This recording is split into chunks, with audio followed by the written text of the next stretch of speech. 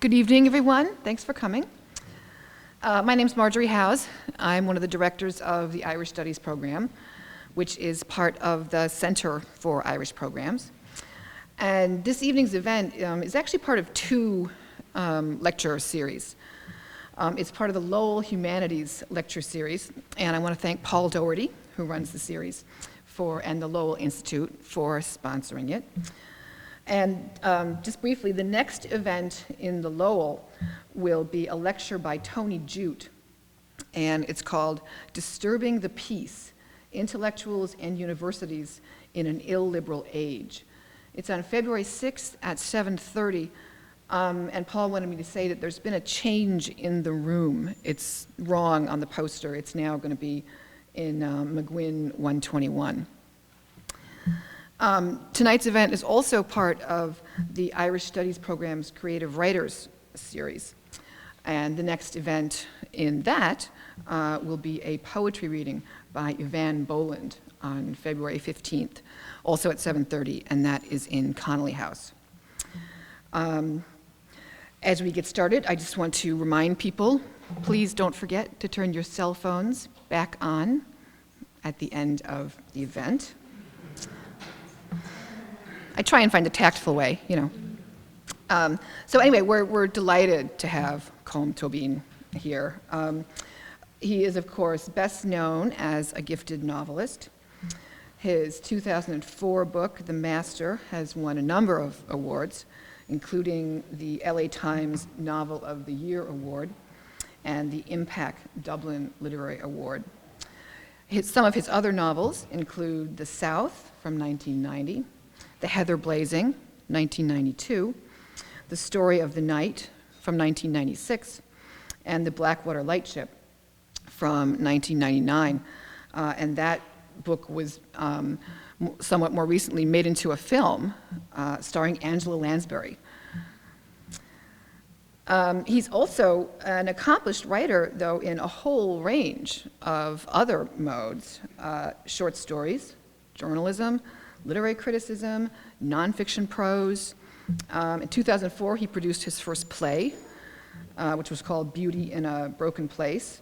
So he just has an extraordinary range of interests and talents, and is a prolific writer and thinker. I mean, I'm thinking, what's next? What's your next genre? His latest book is a collection of short stories, and it's entitled Mothers and Sons, and it was published in the US just last month in January. We do have some books for sale outside on the table to the left of the door, and he has graciously agreed to do some signing if people would like to get their copies of his books signed. Now, all that remains is for me to say, please welcome Colm Toibin.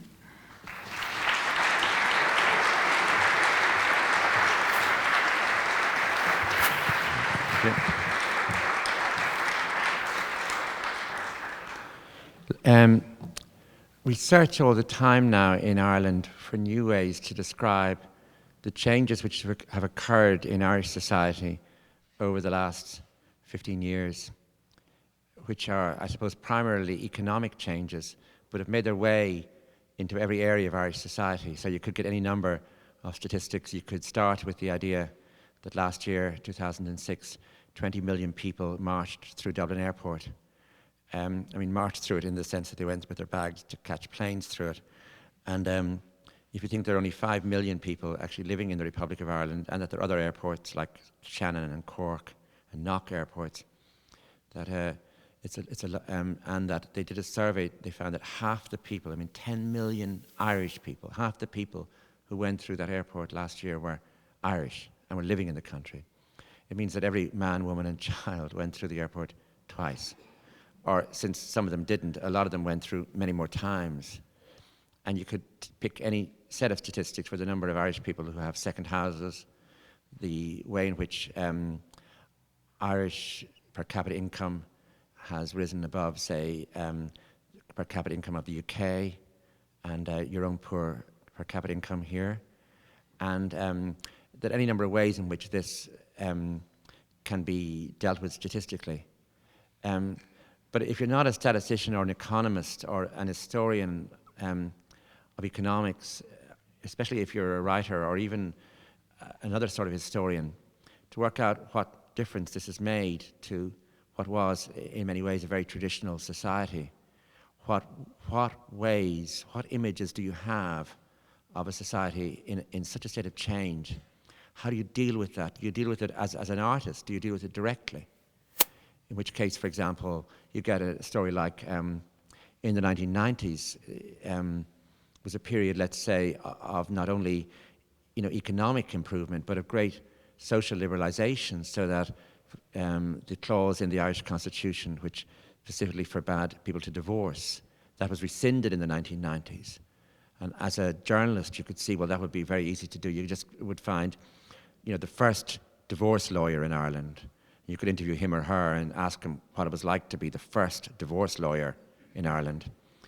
Or you could find the first couple to become happily or unhappily divorced, and you could have a photograph of them, the first divorce on our little island.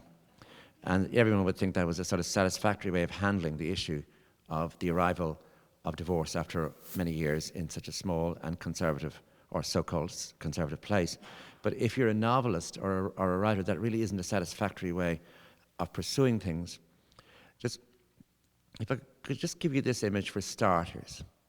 That the English painter Howard Hodgkin is, I suppose, in England now, one of the most important living painters. If you don't know his work, just Google him. It's Hodgkin, Howard Hodgkin. And he had not had in his lifetime, he's about 75 now, a full retrospective of his work. He'd had many small shows or work of 10 years on exhibition. And that when his first retrospective opened, it was going to start in Dublin and then go to London and then go to Madrid. And that Dublin in those years, in the last 15 years, had become so fashionable, so strangely there for people like him, that he would think that was nothing strange. Oh yeah, my show's, no, we're starting in Dublin. And it would show in the Irish Museum of Modern Art in Dublin, which is a 17th century building, which is called the Royal Hospital in Kilmainham, which was restored in the 1980s, and is now a very serious museum of modern art. And that somebody of his caliber would think nothing strange about that a show like his opening in Dublin. So they were producing a catalogue for the show, and they decided to sort of wheel me on to go and talk to him. They had other pieces already done about his work, and they were going to use colour, reproductions of his work. So for about 5 days in a row in London, I went to see Howard Hodgkin.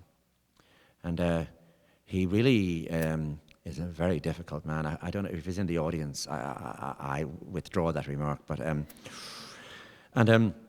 he wouldn't see me in his house, although I had been in his house, because if he got bored at all, he would just stand up and go. And so he brought me over to the British Museum, and we'd sit in the cafe, and I'd ask him really stupid questions, and he would try and answer them as impatiently as he possibly could. And there were tense meetings, and I was trying to find out, things that we want to know about painters. How do you start a painting? What do you do?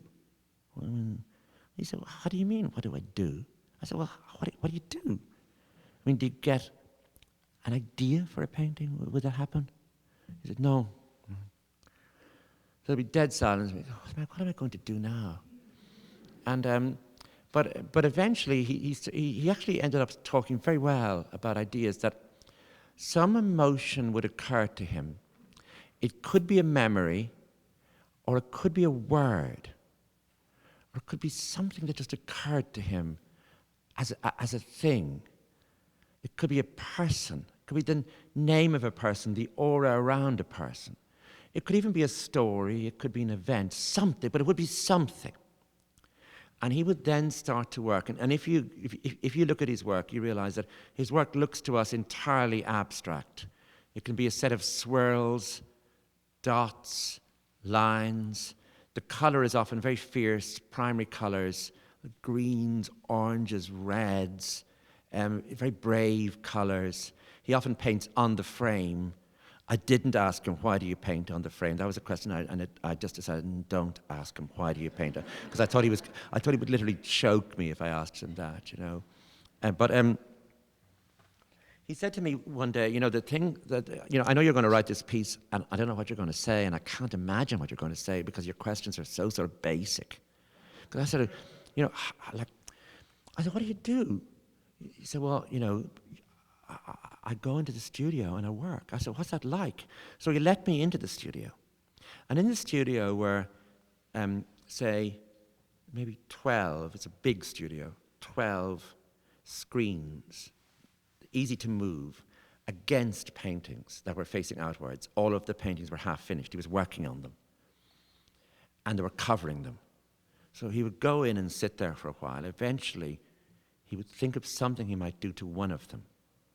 He would remove the screen and then look at it. I did ask him, and I shouldn't have, what would you do if you removed all the screens at the same time? And he said that he would run screaming into the street because the levels of emotion coming from them for him would be so enormous that he would have to run screaming into the street. I sort of believed that because he was talking about the level of intense emotion that he was putting into the swirling of paint, the make just simply using color, putting dots in, that would come from something very serious, very deep, and that very mysterious sometimes, but other times utterly clear. And he would work at getting it done, and he would know when he had it done, when he said, when the emotion or the thing or whatever it was came back, it began as subject, obviously, and when it came back into the room as object, and it was there, it was 1 minute or because he often works for a few years on quite a small canvas, adding little swirls and dots. I didn't say that to him, little swirls. I didn't talk like that to him. I was very respectful about his work. But that it would come back as an object, it would be there. But he said, look, there's one thing I really, really, really would ask you, please don't do to me. I said, what are you? He said, please don't call me a colorist. I said, I'm not a colorist. So I work in color. I use color. But to call a painter a colorist is to suggest that somehow decoration comes first. The choosing of the colors for their beauty or for their own selves comes before anything else. It's not like that, he says. I work from something very, very concrete. And then I work, obviously, with paint, which happens to have color. But I'm not a colorist. Okay, I'm not a colorist. And I thought about it for a while, and I said, oh yeah, I think I know what you mean, because I'm not a storyteller. He said, all right. He said, what do you mean? I said, well, people love, especially English people in relation to Irish people, they love saying, oh, he's such a marvelous storyteller. It's as though stories and telling them and saying that that's what you do removes any possibility that what you do could come from a long tradition, a lot of study, that it could be highly wrought, and that it could actually not just be natural to you, that it could actually be artifice rather than nature, that it could be culture rather than nature. And any time I hear anyone calling me a storyteller, I reach for my revolver. And for the first time, Howard Hodgkin and myself were able to look at each other as sort of equals, put down regularly by people, him being called a colorist, me being called a storyteller. And we sort of nodded at one another. We were brothers for 1 second. I mean, it didn't last long. I think one of the pressures on writers now is that it isn't just that especially writers writing short fiction, is that there are really very long shadows over anybody working. And those shadows begin with Borges and include some of the American masters of the short story form, figures such as Donald Barthelme, Grace Paley, Amy Hempel, figures like that who have worked with strangeness or worked with voice, or worked with creating circles within circles, so that when a story starts, it's a story about the impossibility of telling a story, and there was another story that almost wasn't told in that story too. And the other shadow is the shadow of modernism, the shadow of the great adventures which people such as James Joyce and Virginia Woolf had in fiction, so that just to simply say to somebody, well, I have a story in my mind. It starts at the beginning of that story, and the middle of the story is the middle of my story, and the end of that story is the end of my story. But I'm not a storyteller. In other words, I have made my story like this. And it may seem as though it's a 19th century form, the story I'm telling, but it isn't, because it's been washed in the great waters of the modern movement in literature and the great sort of changes which occurred in the short story after Borges. It might not be noticeable to anybody that it's been washed in those waters, but washed in them it has been. And I need you to know that. I almost put it on a sign at the beginning of my book saying, this book, while it looks as though it's really traditional, but it's deliberately so, and that every story that began about a story, about a story, about a story, and I could have told it 10 different ways, with the narrator who's actually telling lies all the time, or the narrator is dead.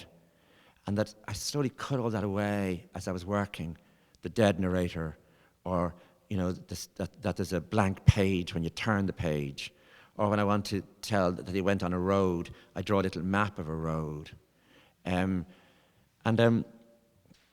other pressure that I want to mention is the pressure of public life, that there is a belief in the world that somehow what happens on the 6 o'clock news or what's on the front page of the paper is what writers must pay real attention to.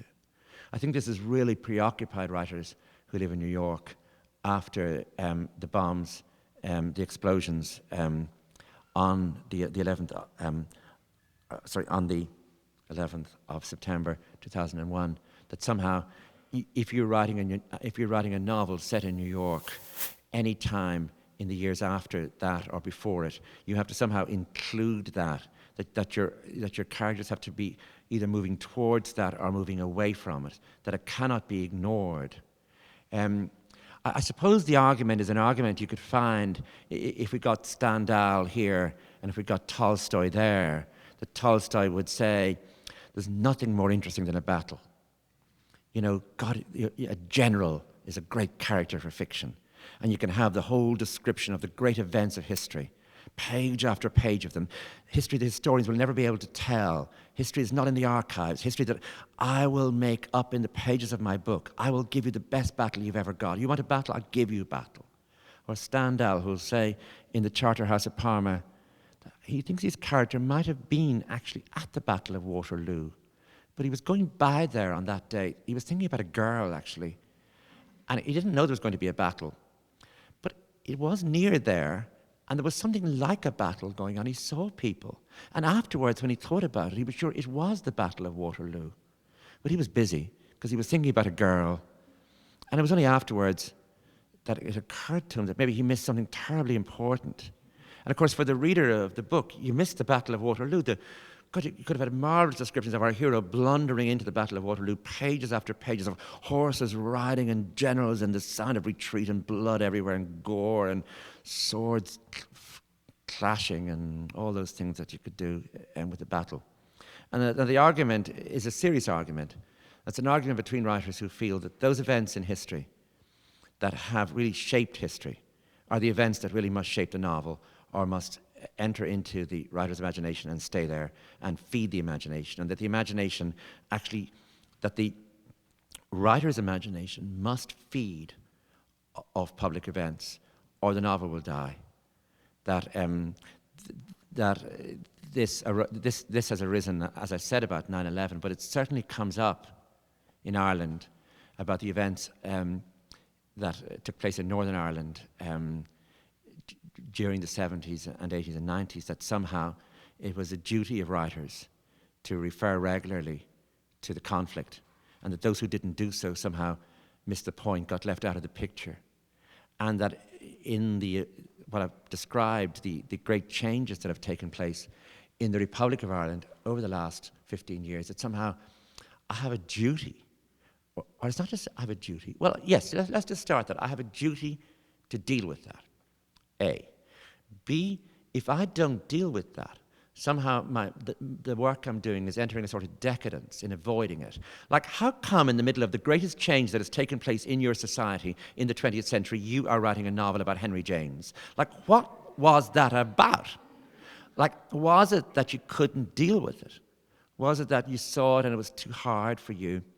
That there was divorce coming in, the airport was filling up, full employment, 150,000 Poles and some Latvians arriving in the country looking for work, motorways, roads, new radio stations, people wearing new clothes, people owning 9 houses, millionaires everywhere you went. Like, you went, what were you doing during the revolution, writer? You were writing a little novel about Henry James. Well, that must have been interesting for you. And that was it that the luxury, that the society was in such a state of luxuriance that you felt that more than anything, what we really need in Ireland now, what Ireland is crying out for now, is a novel about Henry James. And you see, you can answer very easily by saying, you write whatever occurs to you. Stuff happens. Isn't that what he said? And in other words, that you're walking along the street one day and that an idea comes to you. As Howard Hodgkin describes, it could be a word, it could be a thing, it could be a memory. And you realize somehow that it has possibilities that won't go away, that somehow you could do something with this over a number of years, and that you're divorced very much, as I think, as a painter who works like Howard Hodgkin often is, from, say, political life, social life, commercial life, that the life you're making exists on the canvas you're making. Sorry, that the life you are reflecting is a life that you're making on the canvas and is abstract, actually, and that you don't have any relationship to the society in which you live, or to any society, or duties to it, or responsibilities. All rights, no responsibilities. And the problem is, however, that no writing is abstract in that way, that language and images in language come to us in a different sort of way than, although I'm sure if Howard Hodgkin was here, he would put up his hand and deny this, than merely dipping your brush into paint and daubing it in a strange way on a canvas. But nonetheless, it is different, just because of the way words have a body and a soul, a context, and that if you even begin to invent a character, you must start dealing with time. And even if you have time as the strangest time in the whole way it works, and relationships between characters always have, no matter what you do, a political context. Even if you say there isn't one, that too, as everybody knows, is a political context. When Henry James began to work, he began to work in the middle of the American Civil War. And he was at exactly the right age to go and fight himself. It's hard to imagine him in uniform marching along. I suppose he thought that too, which is why he didn't join. His brother William didn't join either, but their 2 younger brothers joined. And the James family, in the years when Henry James begins as a short story writer, the James family is listening to the news. No, they're not. Hold on. The James family are waiting for news all the time about battles. They know the names of all the battles. And many of their friends have also got sons in the war. In a way, they know very well the fate of their society depends on it, but also the fate of their 2 brothers, Wilkie and Bob, depend on the outcome of the war. And James, in one of the early stories, actually apologizes for what he's doing, that he's not writing the Red Badge of Courage. He's not writing about the battlefields. He says that we must remember that he almost apologizes, that he's writing about what he calls the reverse side of the picture, that he's writing about the women who stayed at home, or what happened when the men came home, the aftermath of the war, or side glances at what effect the war was having.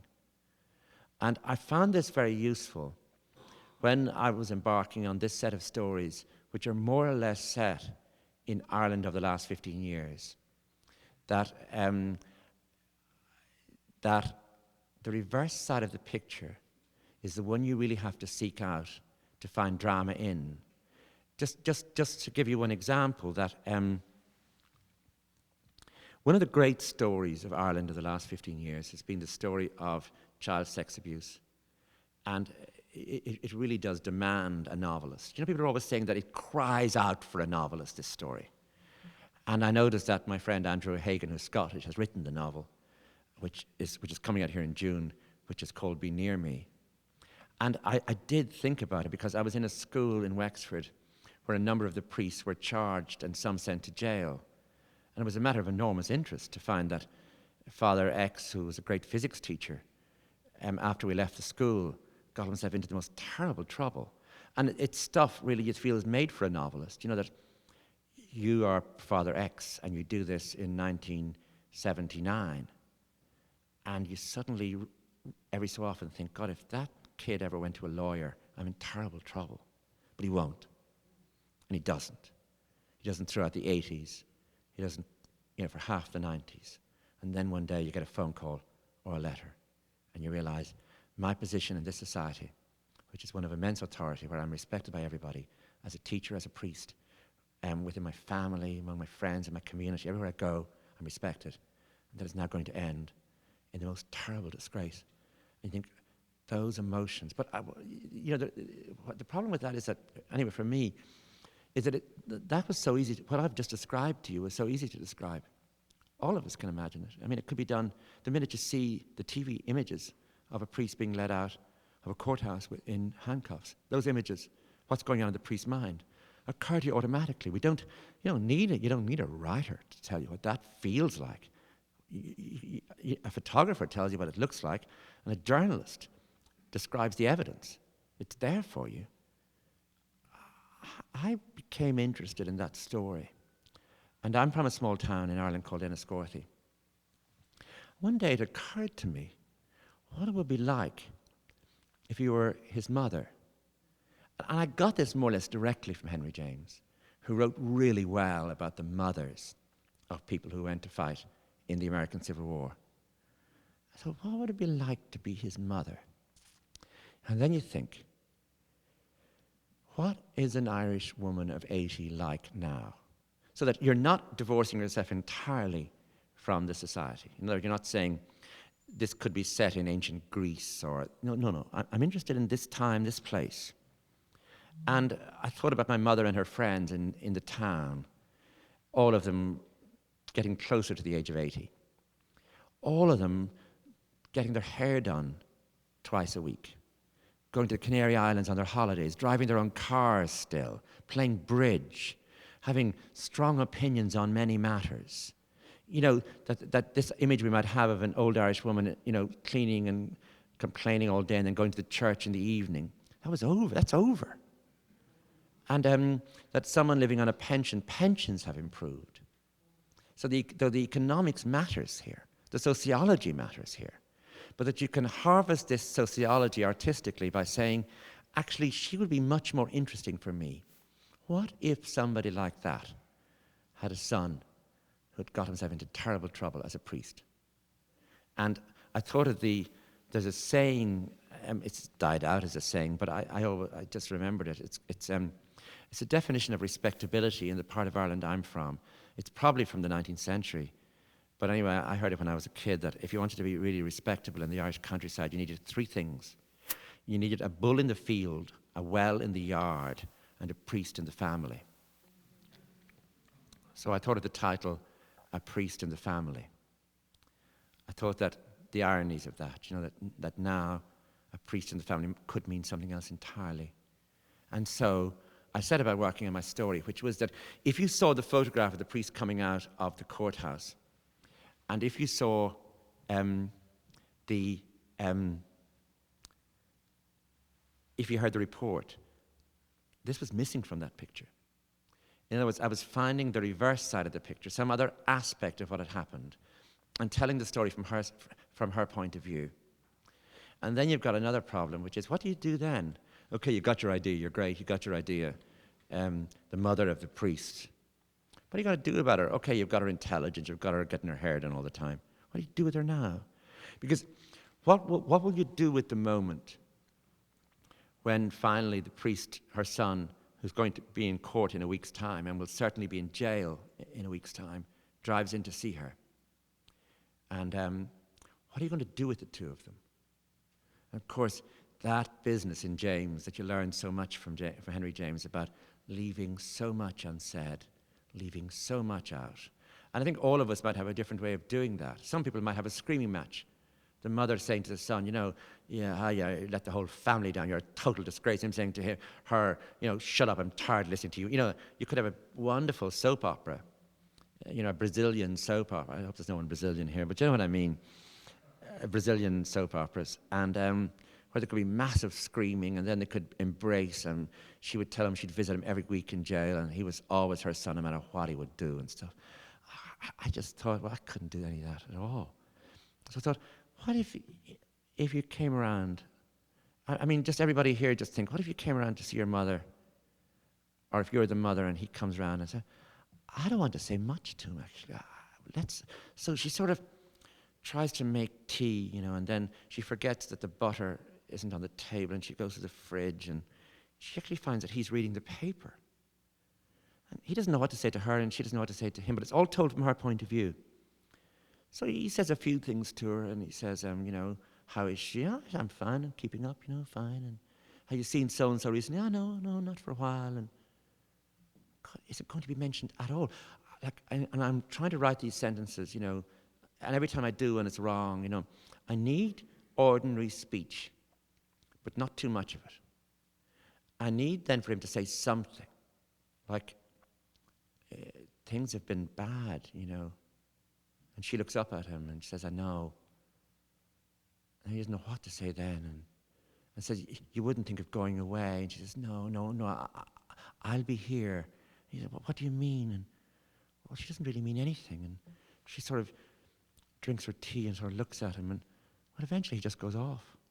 And she looks out the window, and what occurs to her is he's such a good boy. He's been always such a good boy that he's careful not to reverse his car, the wheels onto her nice lawn. And then he just drives off. That's the end of it. That's all I could do.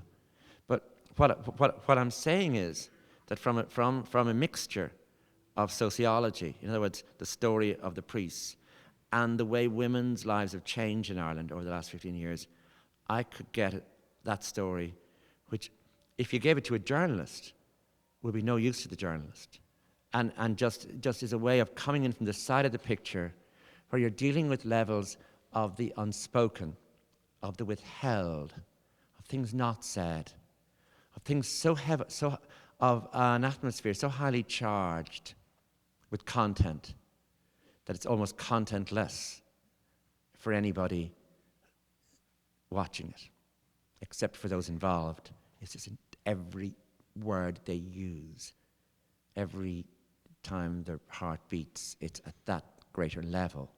But you've got to almost leave that unsaid. So it's what you leave out becomes more important.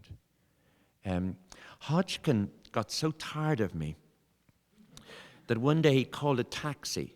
He has all these assistants, and he just said, get us a taxi. A taxi came, and he brought me down to the National Gallery, of which he's a trustee, and he's very grand. And he brought me to look at paintings in the gallery which were unfinished, or which might seem unfinished. There was one by Degas, there was one by Piero della Francesca, that he showed to me, look, and it was a Manet painting. Look at them. Could you please stop asking me about finishing things? These are not finished, but the eye does the finishing. Have you not noticed that? That I work with a certain amount of texture, shape, different sorts of colors, different sorts of textures within the colors, shades. And I know that this is entirely suggestive rather than being direct. And all I'm depending on is that the eye fills in the detail. That the main thing is to know how much to leave out rather than know how much to leave in, or to know how much to put in. That the eye does the filling in for you. Just stand back and watch. What is missing from that painting by Piero? Nothing. But if you were stupid, if you were measuring, there's an incredible amount of blank space in it, of unfinished space. Either he got bored with it, or he knew there was enough. There was enough emotion in the thing now. There was enough unspoken emotion that no more speaking was needed or required. And I found that, again, extremely useful idea that visually, when we look at anything, in other words, I'm looking at, sounds really banal, but when I'm looking at you, there's obviously a part of you, I mean, there's the back of your cap too, but I can't see it. But I have no doubt it's there. And he was saying to me, yeah, and that's what, when I paint, I know that the viewer knows in behind that there's something else. And they don't have any trouble with that. The only person that's trouble with that is you, for asking me the stupid questions.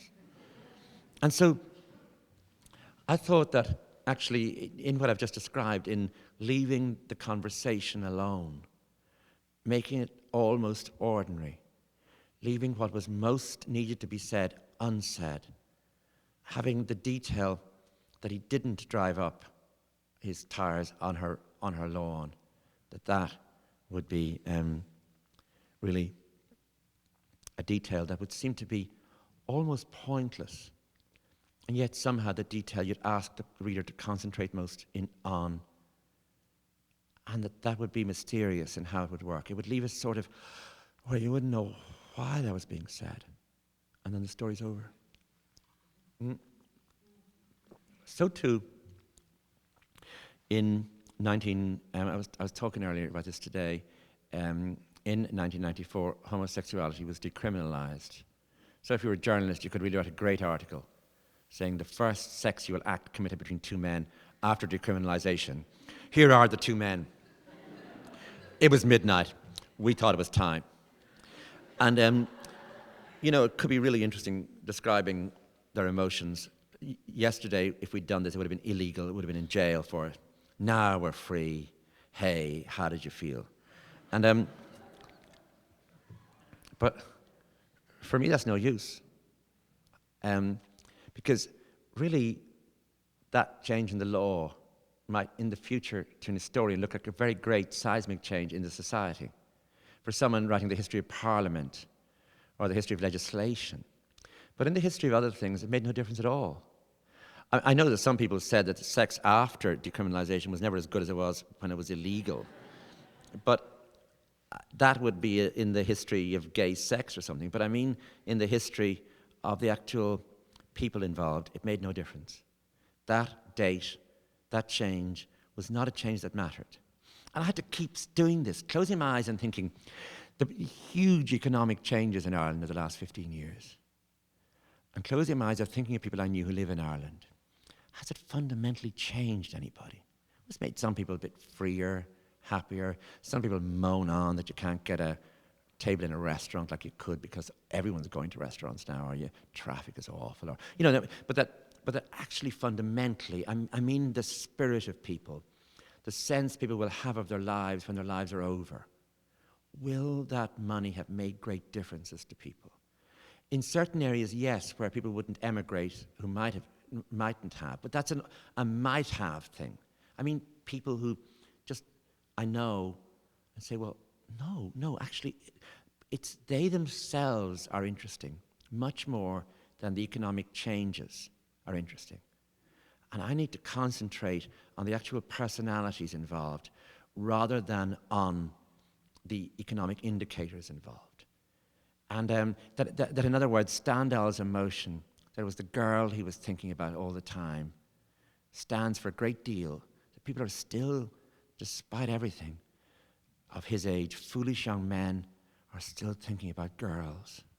And it won't end. But you've got to say, my foolish young man, I need him to have be a certain, it's the detail of his foolishness that interests me. And I've got to work with that.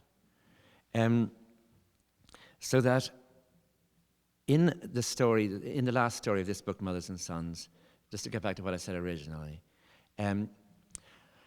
I got a story that you don't get. I'm not a storyteller, so I shouldn't even be using the word story. I hate the word story. I got something that I thought I'll never get something as beautiful as this again in its shape. I don't know why I liked it so much. But like a lot of Irish people now, I mean, every taxi driver, the people who sweep the streets, we all have houses in Spain. And it's the weather and, the wine and stuff. For years we tried to buy a garden from a man who owned the garden next door to us, and he wouldn't sell it, Mr. Tarada. I hope he's not here either, but he was very nice, but he wouldn't sell. And he wanted too much money. Well, he never even wanted to sell, actually. And he didn't use his garden, it was just lying there. And one time, he finally relented and he arrived and he was going to sell. He was 80 years old. Himself and his son came to negotiate. A day of negotiation. We paid him far too much money. But anyway, we got the garden. And I was down in the village, and someone said, "You bought the garden," gossip spreading in the village. And I said, yeah. And go in and look at it. There's a ruin of a house in it. So I went in and looked. There was a ruin of a house in it. He said, his mother was born in that ruin. When it was a house. And she married over the mountain where he lives now. And she drank, which is very unusual in Spain. And she had some row with the people she married into. And she walked back one winter's day, when it looked like a blue day, a beautiful day. And she walked back after the row to her own village, to this ruin. And a sudden snowstorm came and she was buried in the snow. And she died, but they couldn't find the body because it was covered in snow. And of course it was the winter. And they had to wait till the spring to find the body. Whatever, I don't know, for each of us maybe there's one story someone could tell you and you just think, I just thought that was a most amazing idea. Walking out on a day, the snow covering, the thaw not coming. And I did everything with the story. There was the guy who owned the house with his wife was having a baby, and they saw him in the town where the hospital was, this man and his son.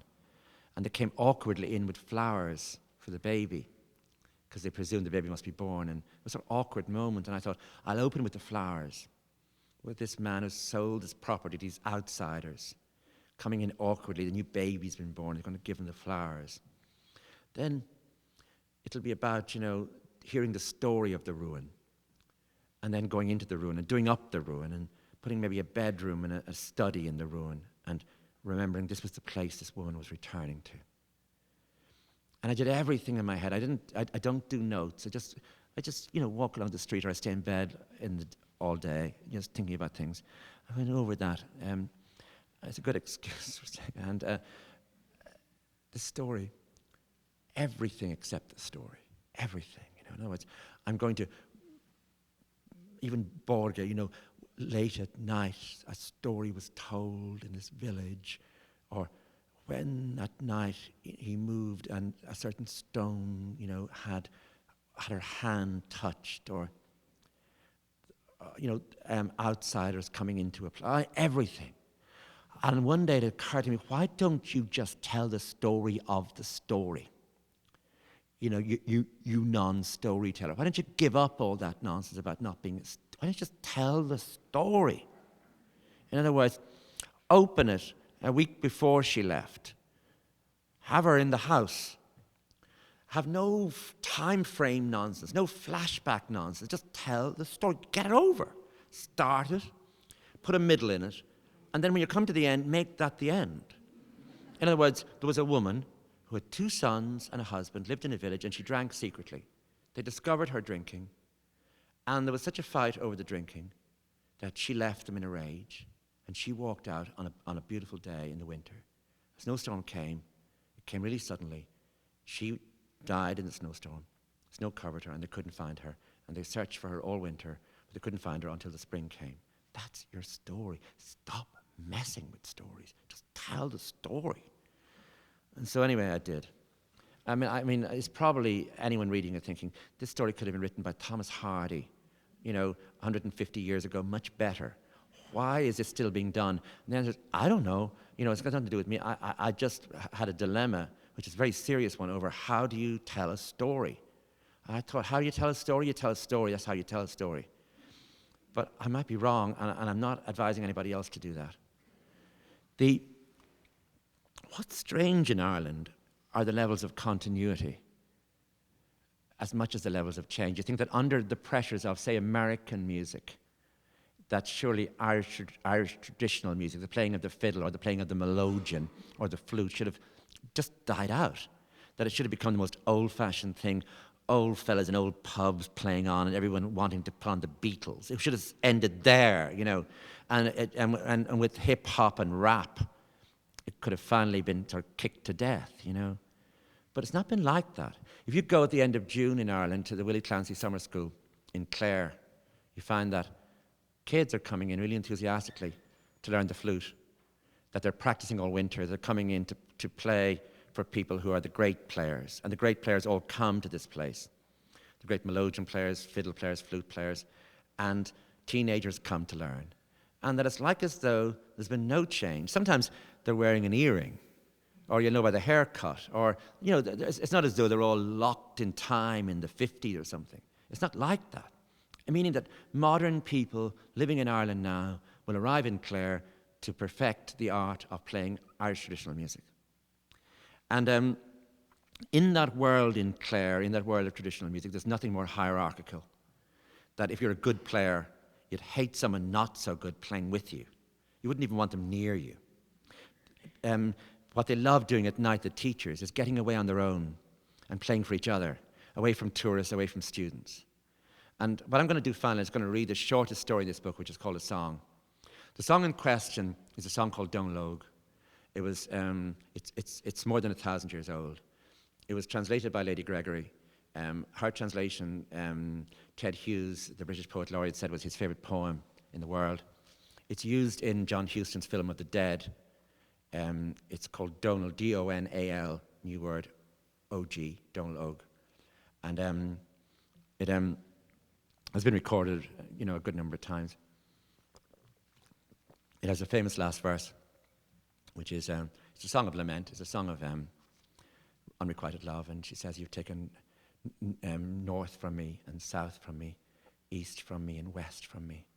And now you've taken God from me. It's very dramatic when it's sung. And I'll just say two more things about it. That I saw this happening once, where the singer Mairead Ní Dhomhnaill in South Armagh, in a pub in Fork Hill, was asked by the owner of the pub or by someone to sing. And they stopped serving drink.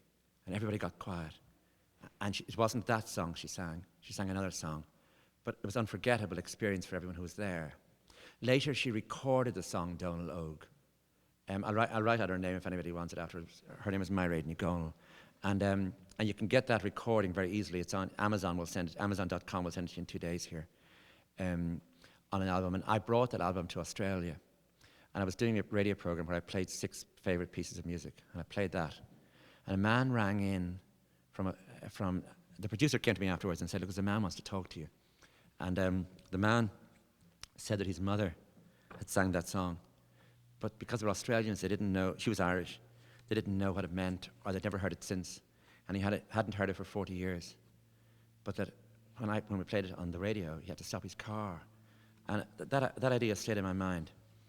And I'm going to mention uilleann pipes here. Uilleann pipes are the sort of Irish pipes, which are very difficult to play. So these are my glasses. They have a magnet in the middle, and they go like that. And they're the future. Noel was, this story is called A Song. Noel was the driver that weekend in Clare, the only musician among his friends who did not drink. They were going to need a driver. The town was, they believed, too full of eager students and eager tourists. The pubs were impossible. For 2 or 3 nights, they would aim for empty country pubs or private houses. Noel played the tin whistle with more skill than flair, better always accompanying a large group than playing alone. His singing voice, however, was special, even though it had nothing of the strength and individuality of his mother's voice, known to all of them from one recording made in the early 70s. He could do perfect harmony with anybody, moving a fraction above or below, roaming freely around the other voice, no matter what sort of voice it was. He did not have an actual singing voice, he used to say. He had an ear, and in that small world it was agreed that his ear was flawless. On the Sunday night, the town had grown unbearable. Most visitors were, his friend George said, the sort of people who would blissfully spill pints over your uilleann pipes. And even some of the better-known country pubs were too full of outsiders for comfort. Word had spread, for example, of the afternoon session at Keelty's in Millish. And now that the evening was coming in, it was his job to rescue two of his friends and take them from there to a private house on the other side of Ennis, where they would have peace to play. As soon as he entered the pub, he saw in the recess by the window one of them playing the melodeon, the other the fiddle, both acknowledging him with the tiniest flick of the eyes and a sharp knitting of the brow. A crowd had gathered round them, two other fiddlers and a young woman playing the flute. The table in front of them was laden down with full and half-pint full glasses. Noel stood back and looked around him before going up to the bar to get a soda water and lime. The music had brightened the atmosphere of the pub so that even the visitors, including those who knew nothing about the music, had a strange glow of contentment and ease. He saw one of his other friends at the bar waiting for a drink and nodded calmly to him before moving towards him to tell him that they would soon be moving on. His friend agreed to come with them. Don't tell anyone where we're going, Noel said. As soon as they could decently leave, he thought, it might be an hour or more, he would drive them across the countryside as though in flight from danger. His friend, once he had been served, edged nearer to him, a full pint of lager in his hand. I see you're on the lemonade, he said with a sour grin. Would you like another? It's soda water and lime, Noel said. You couldn't afford it. I had to stop playing, his friend said. It got too much. We should move when we can. Is there much drink in the other place? You're asking the wrong man, Noel said, guessing that his friend had been drinking all afternoon. We can get drink on the way, his friend said. I'm ready to go when the boys are, Noel said, nodding in the direction of the music.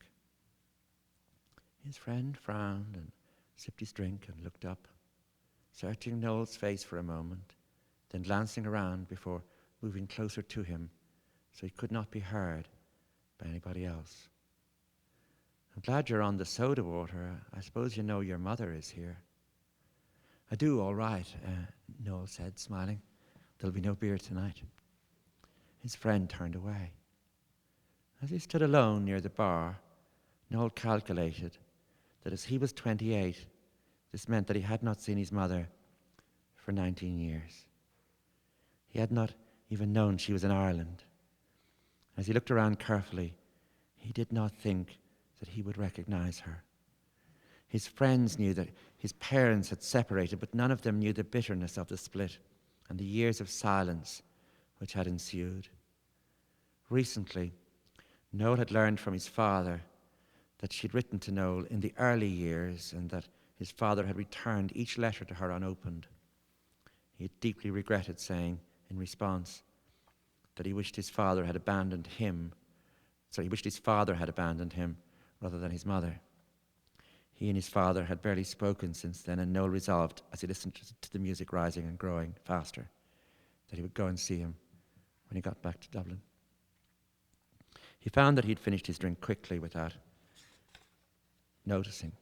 He turned back to the bar, which was busy, and tried to capture the attention of John Keelty, the owner, or his son, young John, as a way of keeping himself occupied while he worked out what he should do. He knew that he could not leave the bar and drive away. His friends were depending on him, and he did not in any case want to be alone now. He would have to stay here, he knew, but move into the background, remain in the shadows so that he would not meet her. A few people in the bar would know who he was, he supposed, since he'd been coming here in the summer for almost 10 years. He hoped that they had not noticed him, or even if they had, would not have occasion to tell his mother that her son, 200 miles away from home, was among the company, that he had wandered by accident into the same bar.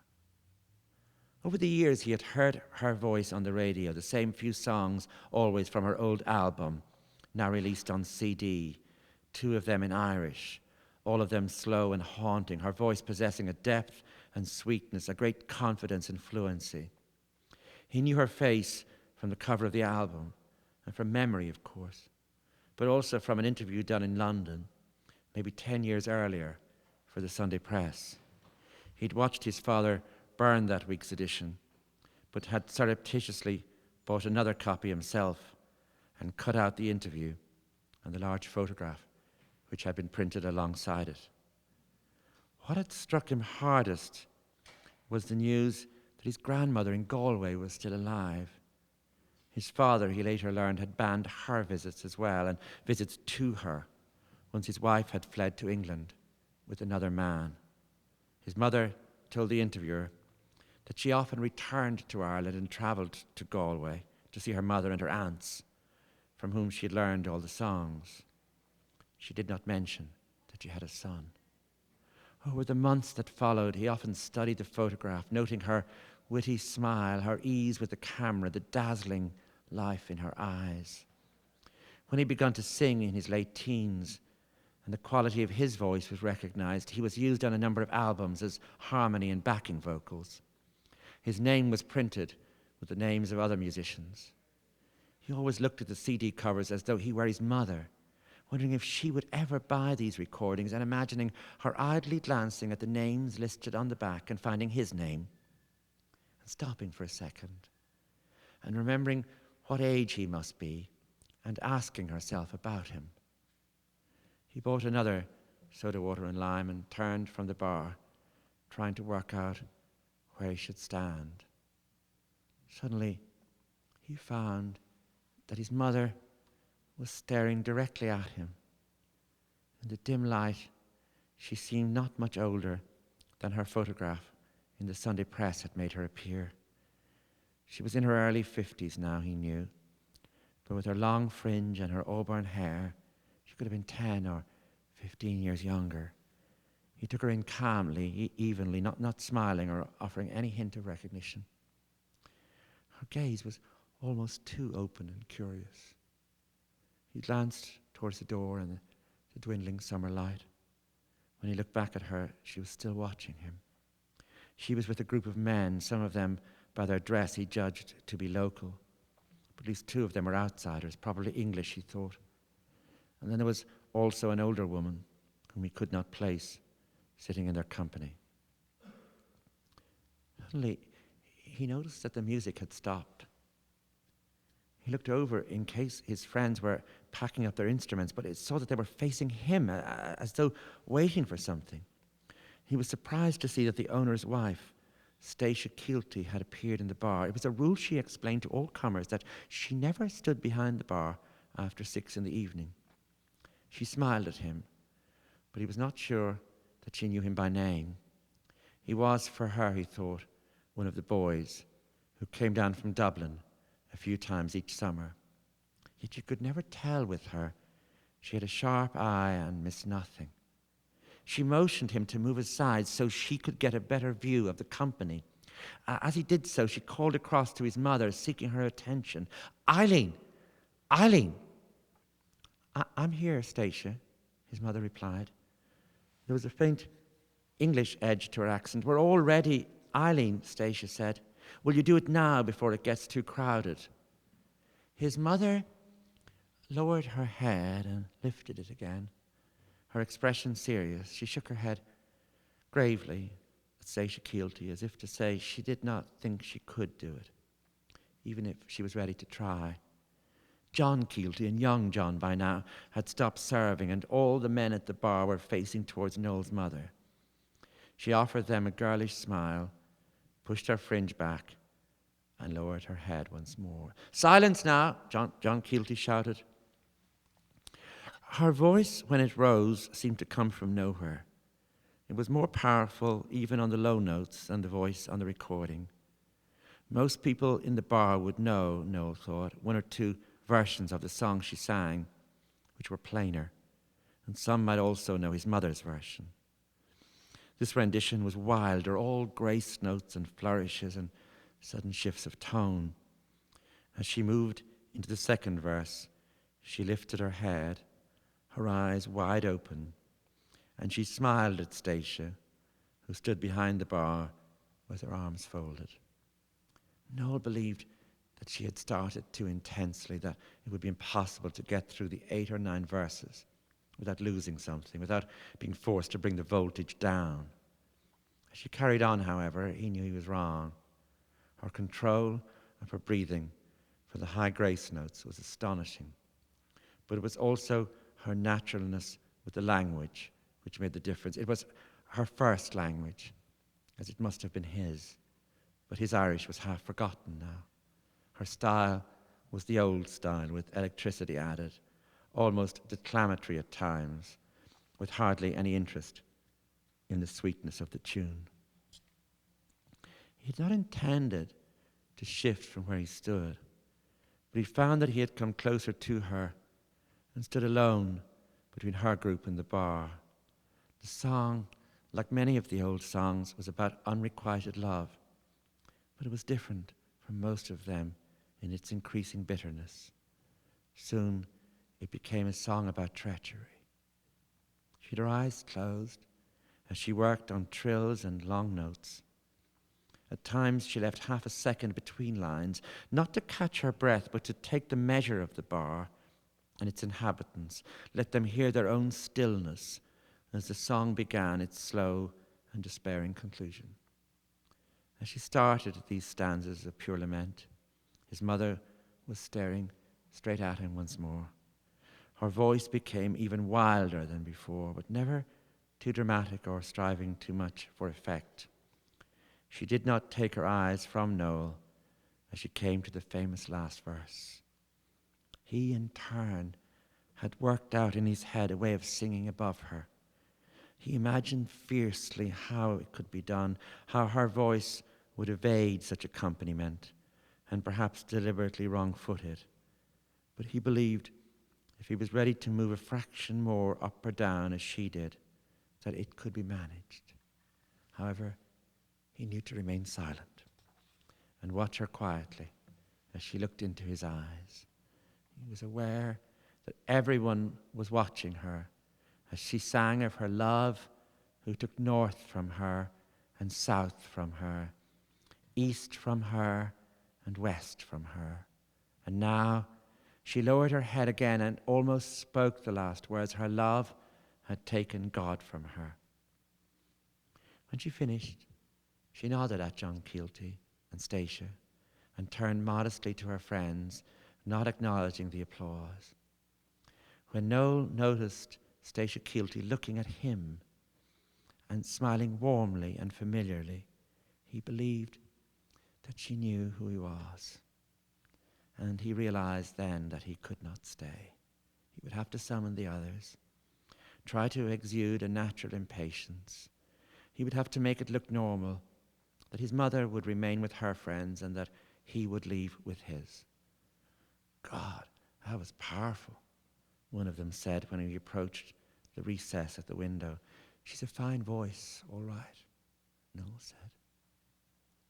Are we going to stay or what? His friend asked. I told the others that I'd drive you to Cushan as soon as I could, that they'll be waiting for you. We'll drink up so, his friend said. As they slowly prepared themselves for departure, he kept an eye on Stacia Keelty. She had moved from behind the bar and was accosted by a few drinkers for polite banter, but she was clearly on her way to speak to his mother. It could take Stacia a while to mention that Noel was in the bar. Indeed, she might not mention it at all. On the other hand, it could be the first thing that she mentioned. And it might be enough to make his mother stand up and search for him. Or she might smile softly, half indifferently, and not move from her seat or change the expression on her face. He did not want either of these things to happen. He turned and noticed that his friends still had not finished their drinks. They had barely put away their instruments. I'm going out to the car, he said. You'll find me out there. Make sure you grab Jimmy up at the bar, but I'm taking him too.